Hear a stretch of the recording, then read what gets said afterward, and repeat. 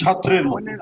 এই শোনার পর আপনারা নিজেরাই শিক্ষক হয়ে যাবেন। চীন দেশের এক মহান রাজনীতিবিদ, তার নাম মাও সেতুং, তিনি বলেছেন যে রাজনৈতিক ক্যাডার, আর্মস ক্যাডার না, পলিটিক্যাল ক্যাডার হচ্ছে তারাই যারা সেই রাজনীতির তত্ত্ব এবং দর্শনকে অধ্যয়ন করে জনগণের মধ্যে যখন ছড়িয়ে পড়ে তখন সেই রাজনীতিটা সাফল্যমণ্ডিত করে, অর্থাৎ তখন তারা জনগণের শিক্ষকে পরিণত হয় এবং এদেরকেই বলা হয় পলিটিক্যাল ক্যাডার।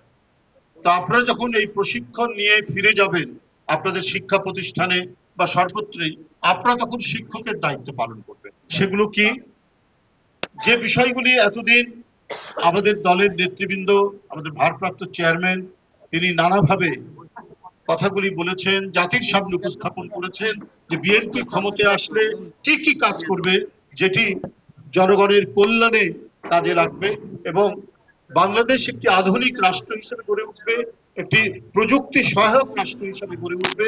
তার জন্য যে অভীষ্ট লক্ষ্য, সেই লক্ষ্যকে সামনে রেখে এই কথাগুলি, অঙ্গীকারগুলি তিনি করেছেন নানা সময়ে নানা বিষয়ে।